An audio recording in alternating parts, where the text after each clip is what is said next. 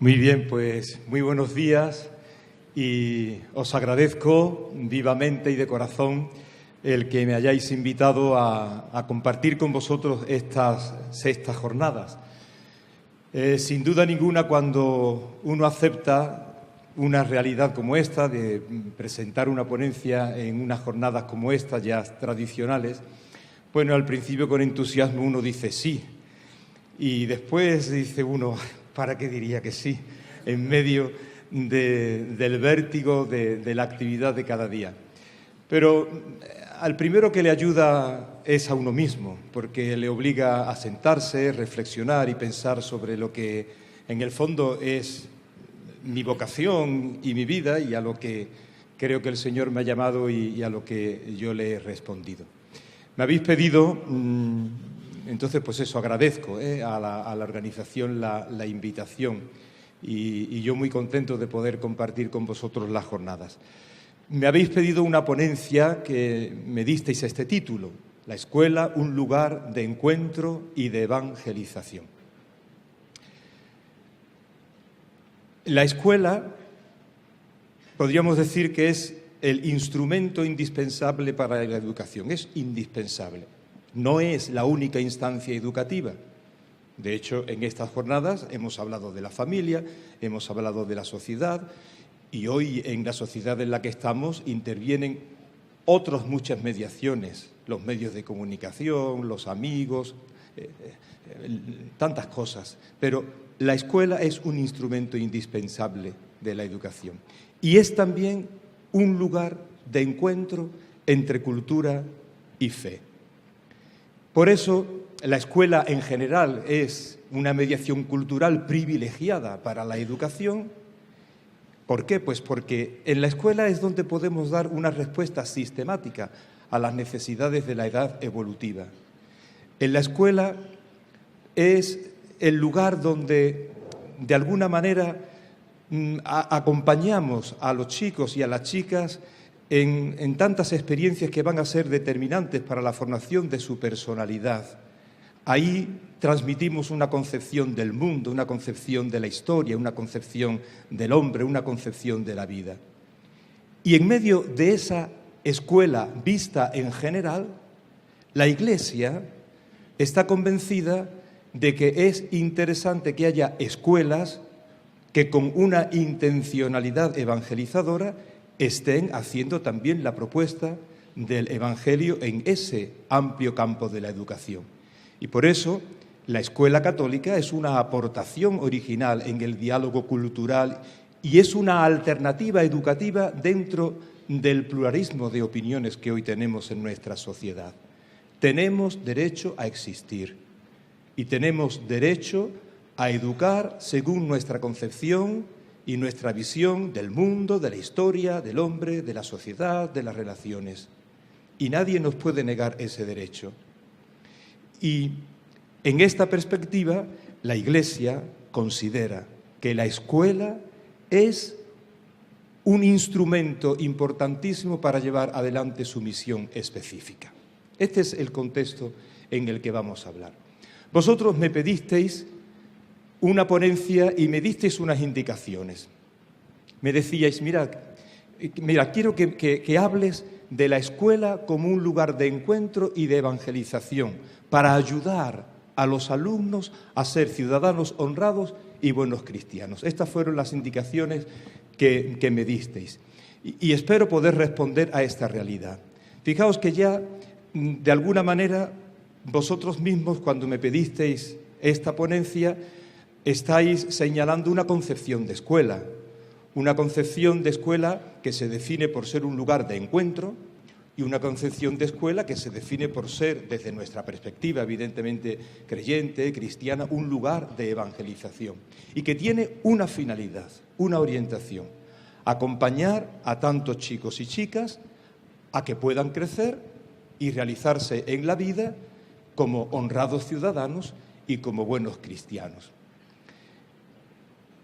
Un documento imprescindible para hablar de todo esto es el documento de la Congregación para la Educación Católica, titulado así, La Escuela Católica. Ya tiene muchos años, pero es actualísimo, actualísimo. Igual que aquel de el laico católico en la escuela. O otro más reciente y a mi juicio poco conocido, del 2000, ahora confundo si es 2017 o 2009, de la Conferencia Episcopal sobre la aportación de la escuela católica como una oferta hoy a la sociedad. Reciente, y yo creo que poco conocido. Haremos referencia a él en algún momento. Fijaos lo que dice ese número 8. Para llevar a término esta misión, el número es más amplio y estaba hablando de evangelizar, la Iglesia crea sus propias escuelas porque reconoce en la escuela un modo privilegiado para la formación integral del hombre, en cuanto que ella es un centro donde se elabora y se transmite una concepción específica del mundo, del hombre y de la historia. Y por tanto, por eso la Iglesia pone en marcha también escuelas propias, escuelas con una identidad católica. Claro, en este momento podemos plantearnos el interrogante. ¿Y en aquellas escuelas donde no hay de partida un ideario católico, un ideario cristiano? Por ejemplo, las escuelas públicas. Yo hoy no me voy a referir a eso, porque creo que no estaba dentro de lo que en la ponencia me habéis pedido.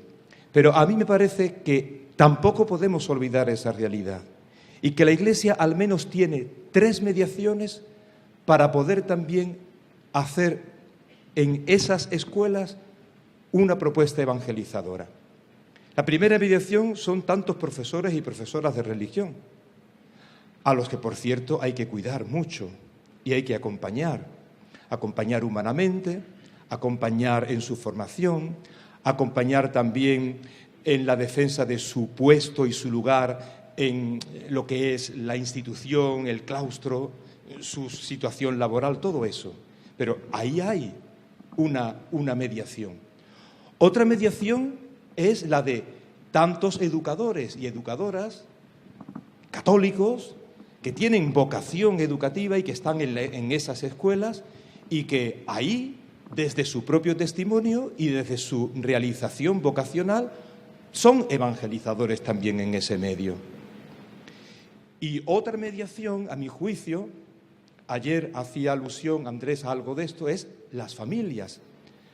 Hay que acompañar a las familias de tantos chicos y chicas que tienen en esos centros a sus hijos y a sus hijas para que se comprometan en la asociación de padres, en la organización de tantas cosas que se pueden organizar desde una mentalidad o se pueden organizar desde otra mentalidad, desde otra concepción.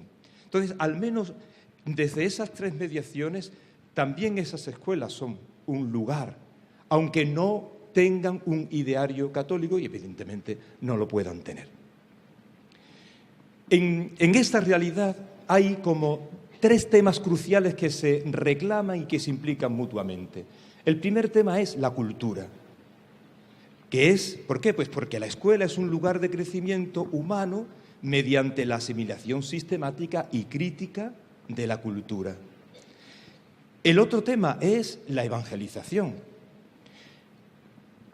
Pretendemos en la escuela formar cristianos en las virtudes que lo configuran con Cristo, que es el modelo. Y el otro tema es la profesionalidad, es decir, una escuela ante todo lo que tiene que ser escuela. No es parroquia, no es un centro de tiempo libre, es una escuela y por tanto tiene que ser ese ambiente especializado en educación desde lo típico de la escuela. Y desde lo típico de la escuela es de donde tiene que ser ese lugar de encuentro y ese lugar de evangelización. Vamos en la ponencia a vivir 3 momentos, ¿no? El primer momento se va a referir a la escuela como un lugar de encuentro. Yo le llamo a esto la comunidad educativo-pastoral. Vamos a referirnos en un segundo lugar a la escuela como lugar de evangelización. Yo le llamo a esto proyecto educativo pastoral. Y vamos en un tercer momento a referirnos, a mi juicio, a algunos desafíos que nos llaman al compromiso apostólico con esta realidad que hoy nos está comprometiendo. Mira, la escuela como lugar de encuentro. la comunidad educativo-pastoral. En los números 12, 13 y 14 de este documento, Educar Juntos en la Escuela Católica, de la Congregación para la Educación Católica, se dice esto: la educación, precisamente porque aspira a hacer al hombre más hombre, solo puede realizarse auténticamente en un contexto relacional y comunitario. La escuela, a su vez, se sitúa junto a la familia como un espacio educativo comunitario, orgánico e intencional que acompaña su compromiso educativo. La escuela católica, que se caracteriza principalmente como comunidad educativa, se figura también como escuela para la persona y de las personas, implicándola en la dinámica de las relaciones interpersonales que constituyen y vivifican la comunidad escolar. Por otra parte, esta comunidad, en razón de su identidad y su raíz eclesial, debe aspirar y constituirse en comunidad cristiana, o sea, comunidad de fe, ámbito propicio para una experiencia auténticamente eclesial. Para mí aquí está la síntesis de lo que es la ponencia que me habéis pedido. La escuela, lugar de encuentro, la comunidad educativo-pastoral. El hecho educativo en la escuela es, ante todo, una experiencia de encuentro. De encuentro entre personas que tejen entre ellas una serie de relaciones. Encuentro también que es capaz de crear un ambiente educativo. Encuentro entre el profesor, el alumno, el educador y el alumno, el encuentro educativo. Encuentro también entre la fe y la cultura. Y encuentro también con el territorio, con la zona donde la escuela está implantada. Vamos a acercarnos brevemente a cada uno de estos espacios. En primer lugar, la escuela como ese tejido de relaciones que son las que constituyen y construyen esa comunidad educativo-pastoral. Le llamamos comunidad porque implica a todos sus miembros mediante la participación y el clima de familia en una vivencia de iglesia. Le llamamos educativa porque ayuda a madurar las posibilidades de cada uno. Y le llamamos pastoral porque ayuda a descubrir la presencia de Dios en la vida, que acompaña a los jóvenes en su proceso de maduración humano y cristiano, su proceso de educación en la fe. En ese sentido, esto nos exige pues, una convergencia de intenciones y de convicciones por parte de todos. Más que una estructura, la comunidad educativa, la comunidad educativo-pastoral, es una experiencia de vida. Y por eso es preciso cuidar su vitalidad. Me gusta utilizar la palabra vitalidad porque, por un lado, nos suena a la vida y, por otro lado, suena también a la identidad. Vitalidad, vida e identidad. ¿A través de qué? Pues a través de la calidad de las relaciones humanas, a través de la madurez del sentido de pertenencia, a través del desarrollo de la identidad educativo-pastoral. Y de eso somos todos responsables, todos somos responsables de esa animación y de esa vida. Si bien es cierto, es necesario que haya un núcleo de personas que de alguna manera lo podemos considerar como ese núcleo animador que tiene pues, la misión de motivar, de alentar, de orientar al conjunto más amplio. Y ahí, pues evidentemente, pues están, si el centro es de una titularidad, la que sea diocesana, de una congregación o de una asociación, pues ahí están ellos y están los directivos de la escuela y aquellas personas más comprometidas. En segundo lugar, la escuela es un ambiente educativo y es muy importante la creación de ese ambiente educativo, donde todo orgánicamente esté integrado en ese ambiente de serenidad, de alegría, de compromiso, donde se dé calidad a las relaciones educativas basadas pues, en una racionalidad de las exigencias, en la valoración de la vida cotidiana, en el acompañamiento educativo y en el clima de familia, en el que los alumnos se sienten como en su casa. Este es el mejor espacio de acogida y de encuentro de personas. Por ello, es muy importante en la creación de este clima, de este ambiente educativo, que los alumnos sientan que se les ama. Como salesiano no podía renunciar a esta cita de Don Bosco, ¿no? Que él decía: la familiaridad engendra afecto y el afecto confianza. Y decía también: los educadores deben procurar hacerse querer antes que hacerse temer. Estas dos realidades son importantísimas para el hecho educativo. Otro elemento del ambiente, el patio. El patio. Y si estuviésemos también en un centro de formación profesional, el taller. Yo acabo de llegar el viernes por la noche de la visita canónica a nuestro centro de Deusto. He estado allí 3 días. Una de las grandes experiencias de esa casa es una gran formación profesional. Y hablando con un grupito de coadjutores salesianos que trabajan mucho en la FP, siempre me subrayan. O sea, dice: no sabes lo importante que es el momento en el que estoy tú a tú con el chico que está haciendo la pieza ahí en la máquina en el taller. Lo que eso permite de apertura.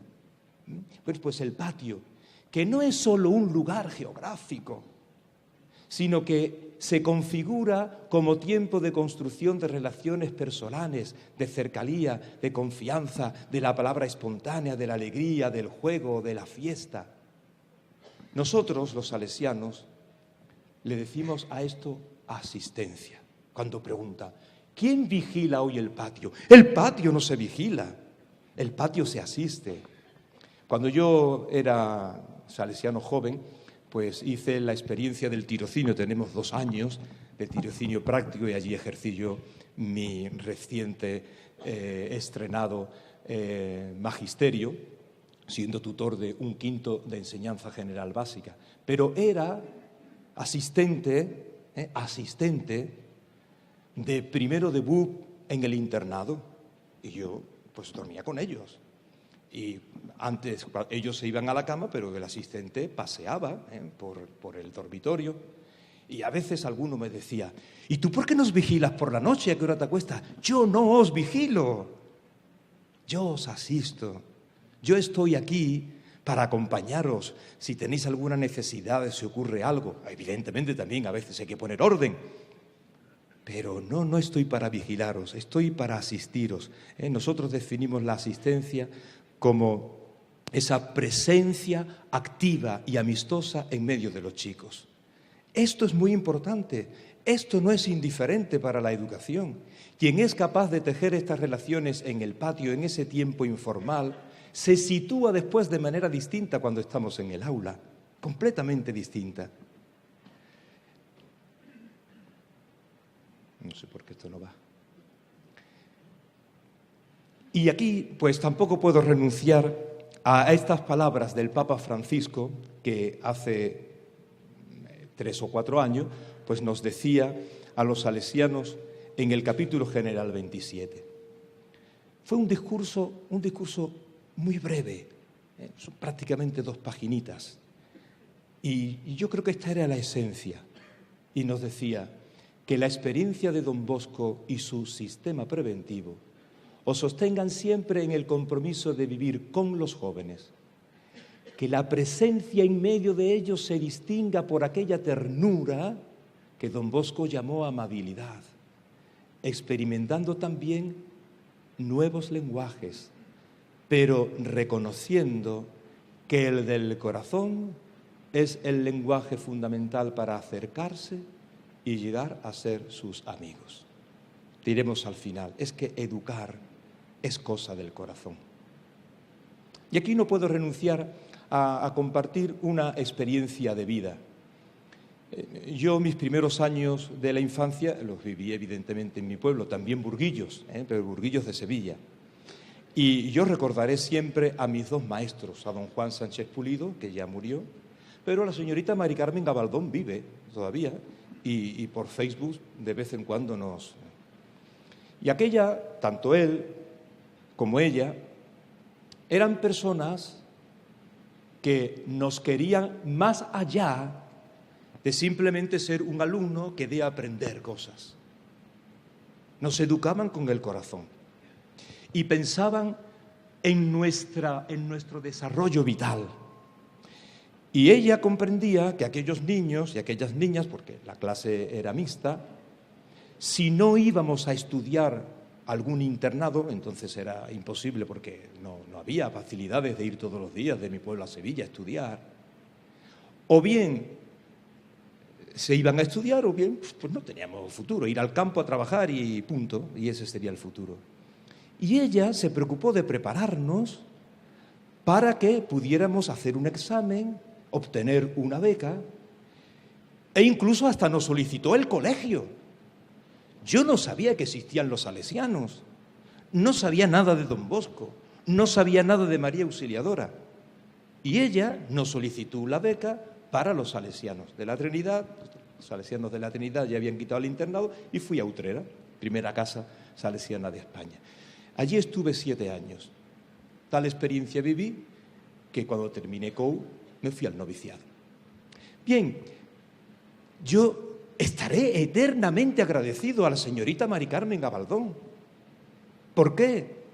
Pues porque si no hubiese sido por ella, que a mí me concibió como algo más que una simple persona que tiene que aprender cosas, sino como alguien que tiene que desplegar todas sus posibilidades de futuro. Y yo entiendo que eso que ella hizo conmigo es educarme desde el corazón, no simplemente desde una función, desde el corazón. Por eso, como decía ayer Andrés, el Estado no educa, porque el Estado no tiene corazón, sobre todo desde Hacienda. El Estado no tiene corazón. Y para educar hay que tener corazón. Bueno, esta experiencia también para hacerla concreta, ¿no? y vital en la vida de cada uno. El tercer encuentro es el encuentro educativo, el encuentro con el alumno, el encuentro con la alumna. Mirad, esto es fundamental. El alumno, la alumna, es el centro de la acción educativa. Y aquí no puedo dejar de referirme a este cuadro. A este cuadro. ¿Quién es el centro? El muchacho, Jesús. El misterio dice, el niño Jesús perdido y hallado en el templo. ¿Qué perdido ni perdido? El niño estaba donde tenía que estar. El niño estaba donde tenía que estar. En todo caso, los que estaban perdidos eran los padres. El misterio es el niño Jesús en el templo entre los doctores de la ley. Pero no sé si es un o una artista. Un artista. Yo creo que el artista lo ha clavado, al menos a mi juicio, desde esa realidad. Mirad, el centro es él. Los doctores de la ley están solo intuidos y podían representar a todo el cuerpo educativo, profesores, educadores. Y los padres están también intuidos en esa mirada que parece que lo están mirando, pero ellos no están ahí. Es que ni los padres ni los profesores son los protagonistas, son el centro.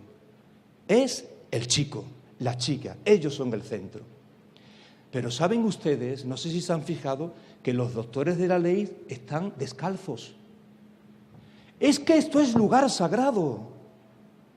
El hecho de la educación, educar, es una actividad sagrada y por eso hay que descalzarse, porque tengo delante de mí lo más sagrado y por eso el alumno y la alumna es el centro de la acción educativa, es el protagonista de su propia formación y por ello tiene que intervenir activamente en ese proceso de educación y por eso tiene que asumir niveles y responsabilidades de participación y de responsabilidad, evidentemente, según su capacidad y según su madurez.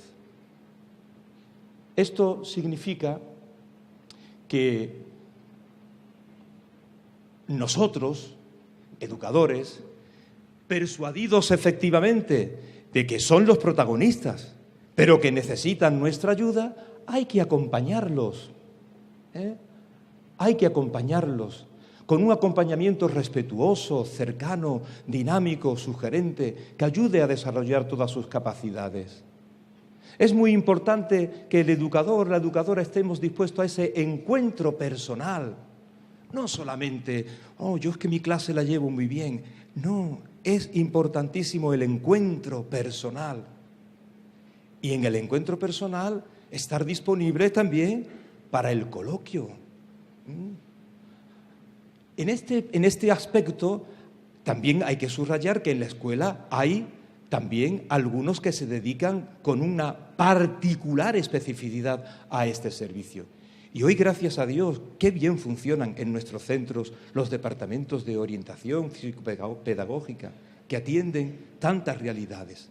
Bueno, pues la escuela es el lugar de este encuentro educativo en el que el chico, la chica son el centro, pero necesitan nuestra cercanía, nuestro acompañamiento, este encuentro personal que lo garantice.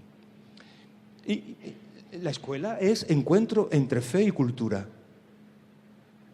En la Evangelii Gaudium dice el Papa Francisco, el anuncio a la cultura implica también un anuncio a las culturas profesionales, científicas y académicas. Se trata del encuentro entre la fe, la razón, las ciencias, que procura desarrollar un nuevo discurso de la credibilidad, una original apologética que ayude a crear las disposiciones para que el Evangelio sea escuchado por todos.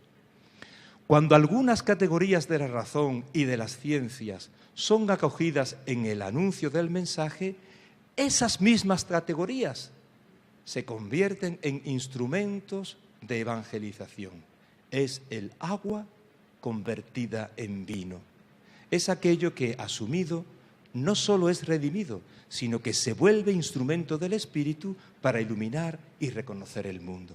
Pues bien, en el contexto de estas palabras tan bonitas, este aspecto en la ponencia la tiene ya la organización bastante más desarrollada. Aquí hago solamente un subrayado. En la escuela, que es precisamente un espacio privilegiado para el encuentro de la fe y de la cultura, para el diálogo fe y cultura, son importantes dos tareas. Por un lado, la evangelización de la cultura. Por otro lado, la inculturación de la fe.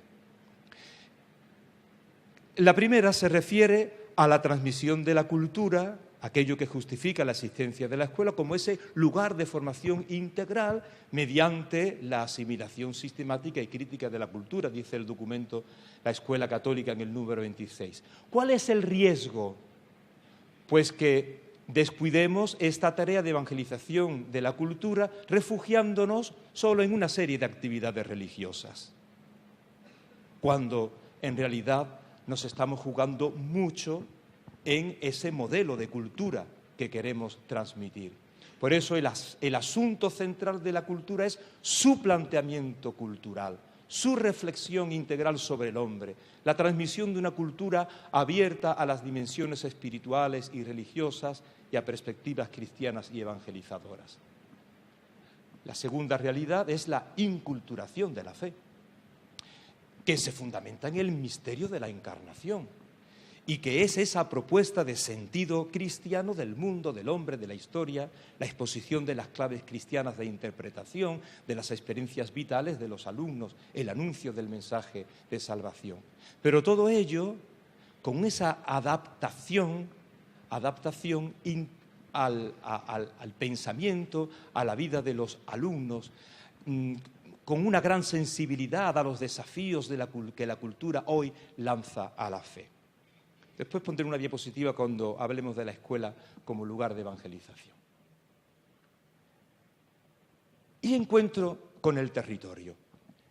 Es decir, nuestra escuela supera, o al menos debe superar, los límites espaciotemporales de lo que es el espacio físico. Tiene que abrirse al entorno, porque así vivirá ese mutuo enriquecimiento, colaborará pues con tantos que trabajan por la promoción y formación de los jóvenes en la zona donde se encuentran y En ese sentido, es un sujeto de pastoral que vive y actúa en la Iglesia y en el mundo pues con una presencia significativa en la zona.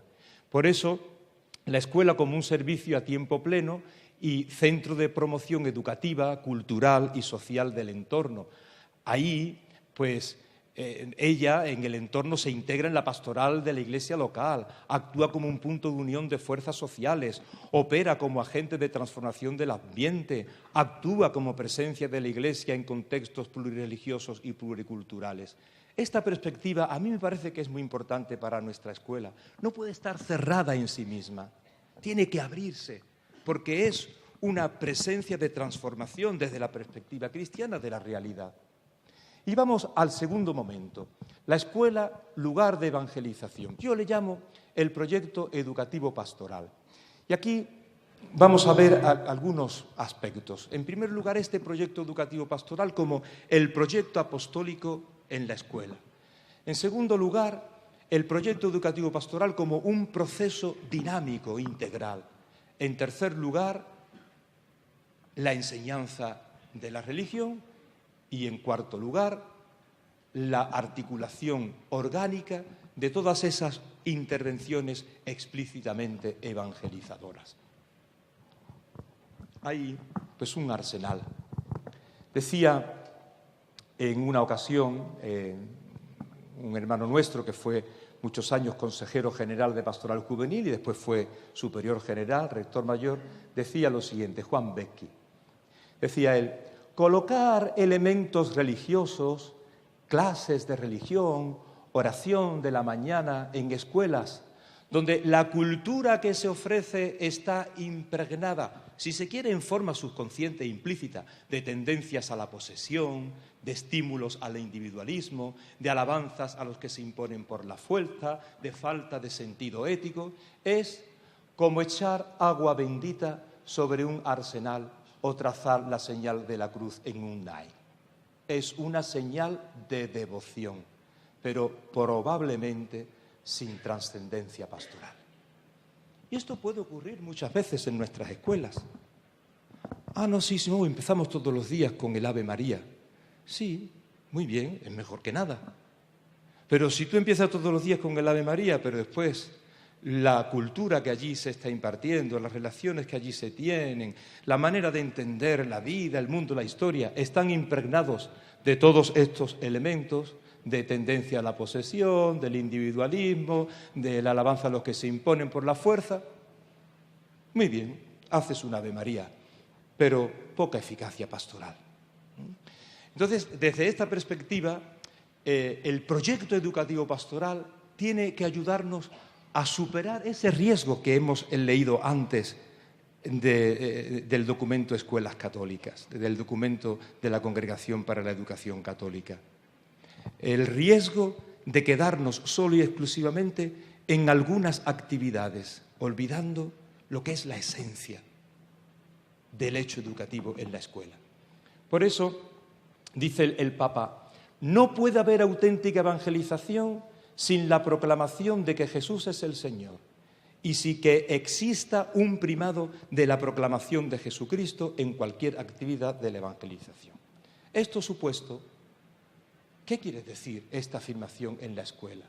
Y por eso, ahora en este momento, lo que intentaremos es acercarnos a algunas claves que desde el educar evangelizando y evangelizar educando, esta expresión adaptada del Evangelii Nunciandi de Pablo VI, de evangelizar promocionando, promocionar evangelizando, en orden a que todo lo que orgánicamente constituye la acción educativa en la escuela, las personas, las relaciones, los contenidos, la metodología, en fin, todo, hagan referencia y estén sostenidos por un modelo antropológico inspirado en el Evangelio.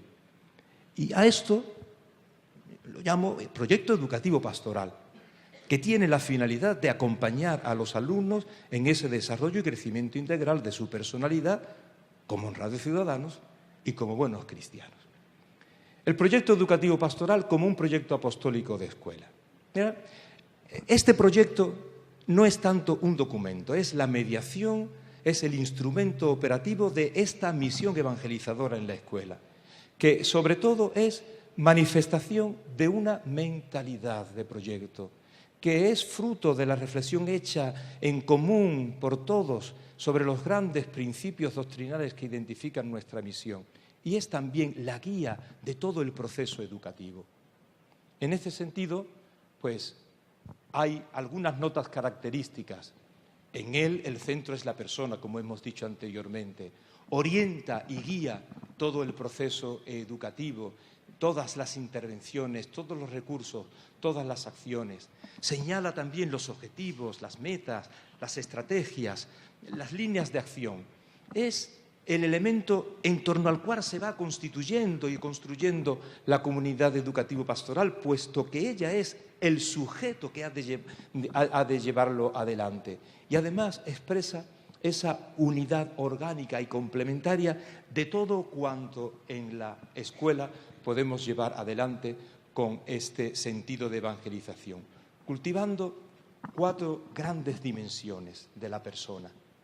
La dimensión educativo-cultural, es decir, todo lo que hace referencia a la madurez humana, la dimensión de la educación en la fe, la dimensión de la experiencia asociativa y la dimensión vocacional.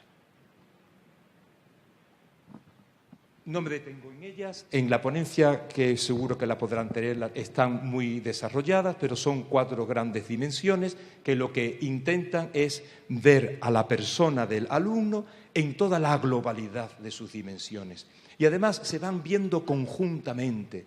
No es que yo primero tenga una persona humana, la madurez humana, después le pongo el capirote de cristiano, después lo junto con otros y después ya le doy un puesto en la vida. No, las 4 dimensiones tienen que irse acompañando gradualmente, progresivamente, a lo largo de todo el proceso educativo. En tercer lugar, la enseñanza de la religión en la escuela. ¿Qué es lo que propone la enseñanza de la religión en la escuela? Pues propone como objeto de estudio lo que para el creyente es objeto de fe. ¿Cuál es su finalidad? Pues es formar una capacidad habitual de entender la religión y, más concretamente, en nuestro contexto, pues la comprensión de aquella experiencia histórica que se llama cristianismo. Y esto lo hace a través de un conocimiento sistemático y crítico en las formas del discurso educativo. Por tanto, forma parte del objetivo prioritario de una escuela que quiere subrayar el aspecto educativo sobre el meramente informativo. Cuando en la COPE estuvo aquel famoso periodista que por la mañana ya nos ponía nervioso, sí, ya nos ponía 100 por la mañana, pues a mí no me gustaba nada en la concepción que tenía de la educación. Decía él muchas veces, ¿no? Yo mando a mi hijo al colegio para que le enseñen la historia, la literatura. De educarlo ya me ocupo yo. Bueno, no está mal que él se ocupe de educarlo. Pero la escuela no solo enseña, la escuela no solo informa, la escuela educa, o al menos si quiere ser una verdadera escuela. Y por tanto, la dimensión religiosa forma parte también de todo ese desarrollo integral de las personas. La ERE lo hace pues siguiendo el camino de las motivaciones intelectuales, porque no es catequesis lo que hacemos en la enseñanza religiosa escolar. Por eso, siguiendo las indicaciones del documento sobre la escuela católica, que la distingue de la catequesis y reconoce hace ya mucho tiempo de este documento, pero yo creo que todavía hoy sigue existiendo esa problemática por aclarar. Pues ese documento pues, nos dice que es necesario entender la naturaleza de la enseñanza religiosa escolar poniéndola en relación con las finalidades educativas de la escuela.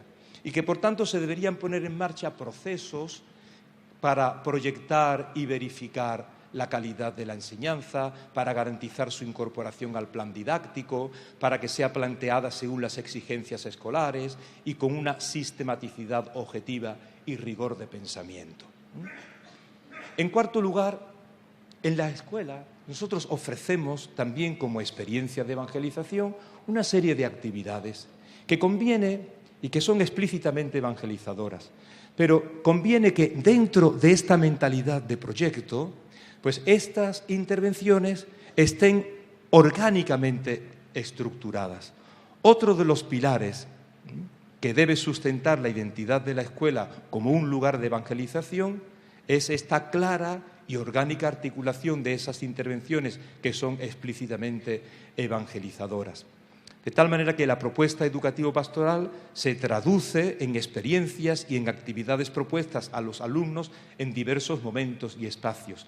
Hemos insistido hasta ahora en toda esa realidad de ofrecer una cultura y esa cultura a través de lo que son los instrumentos propios de la acción educativa, el currículum, las metodologías, los procesos, que esté todo ello impregnado de las claves cristianas.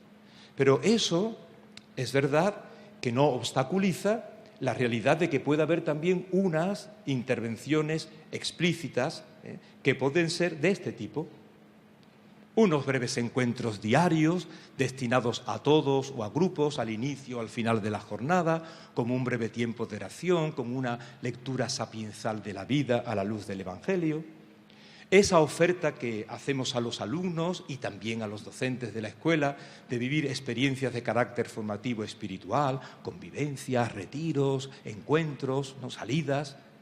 La propuesta de esos momentos explícitos de oración y celebración, y que hay que cuidarlos muy bien.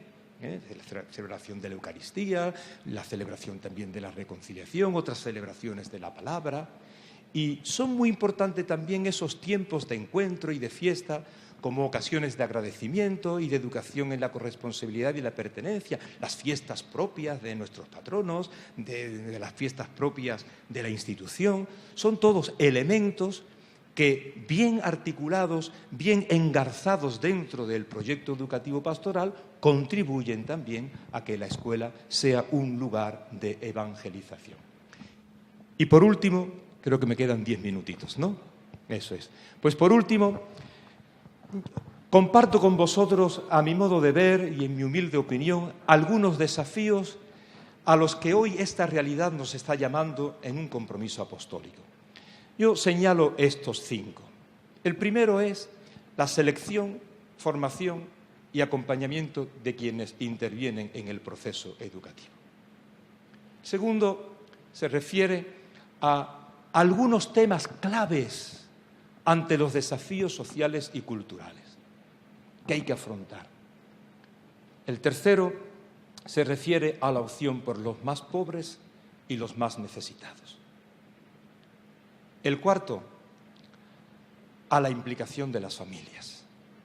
Y el quinto se refiere a ese esfuerzo compartido de reflexión, de coordinación y de comunión eclesial. Seré muy breve. Mirad, en el fondo, cuando yo voy por nuestros colegios, en mi provincia tenemos 36 colegios, y cuando yo me reúno con el claustro siempre le digo, mirad, este colegio no es un colegio salesiano, porque en la fachada ponga Colegio Salesiano Padre Aramburu, de Burgos, o Colegio Salesiano María Auxiliadora. Es salesiano, es cristiano, es católico, porque quienes están allí haciendo realidad y llevando adelante el proyecto educativo, lo son, y están identificados, y lo testimonian, y lo viven. Si no, por muchos carteles que pongamos, pues no lo será. Y por tanto es muy importante la selección, la formación y el acompañamiento, de quienes intervienen en el proceso educativo de la escuela.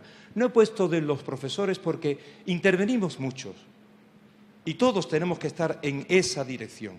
Profesores, educadores, monitores, personal de administración y servicio, los miembros de la titularidad, todos, los padres, ¿no? En ese sentido, pues cuidar la selección y el acompañamiento de los educadores con criterios de adecuación a la identidad y a la misión evangelizadora de nuestra escuela. Miren ustedes, un diploma de inglés se saca, pero un corazón pastoral, eso es otra cosa. Y a veces nosotros nos deslumbramos, pues claro que evidentemente tenemos que poder conjugar y que nuestros profesores tengan la máxima profesionalidad, la mayor preparación. Pero no nos conformemos con eso. No nos conformemos con eso. Junto a eso, e incluso más que eso, tiene que haber esa identidad de ese corazón del agente pastoral que quiere desarrollar su vocación educativa cristiana en la escuela. Es por eso, después, en el acompañamiento sucesivo, pues fomentar cursos de formación de los directivos, del profesorado, y que sean cursos también en relación a su identidad cristiana y a su responsabilidad en el desarrollo del ideario del colegio. Y también motivar y formar a todos los miembros de la comunidad educativa sobre los principios, los valores y compromisos que conlleva la persona y el mensaje de Jesucristo. Segundo, algunos temas claves ante los desafíos sociales y culturales de nuestro tiempo. Los voy a enunciar. En la ponencia escrita lo tienen ustedes todo muy desarrollado. Miren, el primero de todo es la formación de la conciencia. El segundo es la educación para el amor. Y el tercero es la dimensión social de la caridad. Estos son tres claves, tres temas hoy urgentísimos a ser afrontados también en nuestras escuelas. El camino de la educación en la fe tiene un punto de paso obligado en la formación de la conciencia, lugar de encuentro personalizado del hombre y Dios, y en cuyo inviolable interioridad se escucha la palabra llamada de Dios y se le da respuesta. La educación para el amor, es decir, esa comprensión auténtica del amor, solo puede darse para el cristiano en el horizonte de Dios, en el misterio de Cristo. Su vida, sus hechos son propiamente la revelación plena y normativa del amor auténtico. Y la dimensión social de la caridad, pues sí, afrontar pues esa tarea de formar una mentalidad, de ir contracorriente, de educar en el valor de la solidaridad, contra toda esa competencia exacerbada, todo ese proyecto individualista de nuestra sociedad. Tercero, la opción por los más pobres y los más necesitados. Es una opción irrenunciable para que nuestra escuela sea creíble. La Iglesia dice la Congregación de la Educación Católica en el número 58, la Iglesia ofrece su servicio educativo en primer lugar a aquellos que están desprovistos de los bienes de fortuna, a los que se ven privados de la ayuda y del afecto de la familia o que están lejos del don de la fe. Son tres tipos de pobreza. La Conferencia Episcopal Española, en ese documento que os decía, ¿no? La Escuela Católica oferta a la sociedad actual, hablando de este tema, dice: ello exige enfocar la obra educativa en función de los últimos, independientemente de la clase social de los alumnos presentes en la institución escolar. Y entre los más pobres y desfavorecidos merecen especial atención los inmigrantes. Hoy estamos precisamente celebrando la jornada. Y aquí hay también que aclarar una cosa. Toda esa acusación que se nos hace a las escuelas católicas de que no acogemos inmigrantes es falsa. Evidentemente tenemos que estar abiertos a acoger cuantos más mejor. Pero el estudio hecho hace 2 años por el Instituto de la Familia de la Universidad de Comillas para Escuelas Católicas revela que la escuela católica está acogiendo en su seno al número de inmigrantes en proporción a lo que la escuela católica es en el conjunto de la educación en España. Y es prácticamente el mismo porcentaje. En una es un 0,6 y en la otra es un 0,7. Pero vamos a escuelas nuestras y ese porcentaje se dispara. Miren, yo tengo 3 colegios: Madrid Estrecho y Ciudad de los Muchachos, Logroño, Los Boscos, donde hay más de 30 nacionalidades y se llega casi al 50% de índice de chicos y chicas inmigrantes. Pero tenemos que estar abiertos a ello. Tenemos que estar abiertos a ello. Cuarto, la implicación de las familias. ¿Cuántas veces hemos escuchado que los padres cuanto más lejos mejor? No. Los padres cuanto más cerca mejor. Cada uno en su sitio, pero cuanto más cerca, mejor, porque ellos son los principales responsables de la educación de sus hijos. Y hoy no pueden estar cuanto más lejos, mejor, sino que es necesario comprometerlos en esta acción educativa de los hijos, haciéndolos partícipes de los problemas, de los logros, de las necesidades, creando cauces de participación, etcétera, etcétera. Hay que acompañarlos también en su formación cristiana y hay que crear una relación entre familia y escuela para que se pueda tener incluso hasta un mayor conocimiento del alumno y los padres reciban la oportuna información. Y en ese sentido yo creo que tienen hoy mucha importancia las asociaciones de madres y padres que a mi juicio no están ahora en el mejor momento. Y por último, el esfuerzo compartido de reflexión, de coordinación y de comunión eclesial. Y aquí traigo simplemente, está más desarrollado en la ponencia, pero traigo estas dos citas, que es de un documento ya que tiene un tiempo, pero que es interesantísimo. Aquellas orientaciones que nos dieron los obispos de España para la pastoral de juventud. En el número 27 se dice: la Iglesia tiene unidad de misión, misión recibida de Cristo, que a su vez la recibió del Padre. Esta unidad de misión no impide que haya diversidad de acciones, de carismas, de vocaciones, de iniciativas, pero cada grupo necesita de los demás para reconocerse e identificarse como Iglesia. La coordinación exige el esfuerzo de abrirse a los demás, de reconocer que nadie es autosuficiente, de escucha paciente, etc. Pero también es fuente de gozo fraternal y de eficacia apostólica. La mutua estima y la recíproca colaboración entre los grupos es manifestación de la comunión eclesial. Y en el número 43 dicen así los obispos: articular y coordinar las aportaciones específicas y complementarias de la familia, el colegio, la parroquia, las asociaciones y movimientos. Cada uno de estos ámbitos tiene una misión distinta, pero necesaria. Por ello, es preciso lograr una eficaz colaboración entre todos ellos. Este creo que es otro de los elementos importantes.